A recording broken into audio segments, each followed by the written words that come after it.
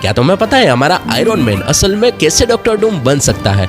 तो चलो रिवाइंड करते हैं एवेंजर्स एंड गेम पर। टोनी और स्टीव टाइम ट्रेवल करके पहुंचते हैं 1970 4 जुलाई इंडिपेंडेंस डे के दिन। ओरिजिनल स्क्रिप्ट के हिसाब से टोनी को एक फोटो देखनी थी, लेकिन मूवी काफी लंबी हो चुकी थी तो इसलिए वो सीन कट करना पड़ा। लेकिन फिर भी वो लोग सही मोमेंट पे पहुंच चुके होते हैं। पूरी फैसिलिटी में लोग इंडिपेंडेंस डे की तैयारी कर रहे होते हैं और टोनी निकलता है अपने मिशन पर। और वहीं टोनी की मुलाकात होती है अपने फादर हार्वर्ड स्टार्क से। उन दोनों की बातचीत में होवर्ड कैजुअली बोल देता है कि भाई उसकी वाइफ प्रेग्नेंट है, और यही से ट्विस्ट शुरू होता है क्योंकि टोनी स्टार्क का बर्थडे आता है 1970s में 29 मई को, और वो लोग आए हुए थे 1970s में 4 जुलाई को। टोनी के फेस पर कंफ्यूजन क्लियरली दिखता है। कॉमिक्स के हिसाब से टोनी स्टार्क असल में हार्वर्ड स्टार्क का बायोलॉजिकल बेटा नहीं होता, उसे एडॉप्ट किया गया था एक जगह से जिसे लेटवेरिया जैसा दिखाया गया है, जो अर्थ 616 कंटिन्यूटी में सुकोविया जैसा रीजन माना जाता है। शायद इसी वजह से टोनी को हमेशा उस जगह से एक अजीब सा इमोशनल कनेक्शन महसूस होता है। अब कॉमिक्स की एक और वाइल्ड डिटेल सुनो।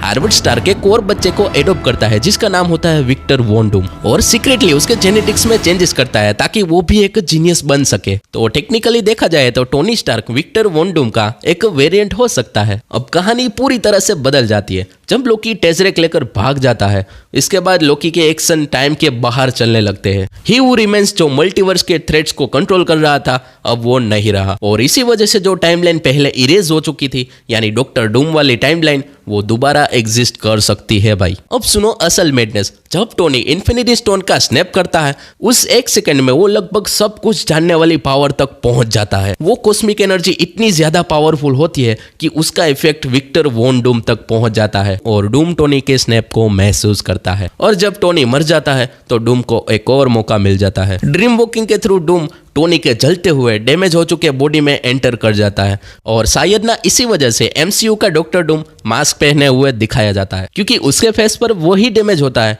जो इन्फिनिटी स्टोन टोनी स्टार्क के बॉडी पर छोड़ के गए थे।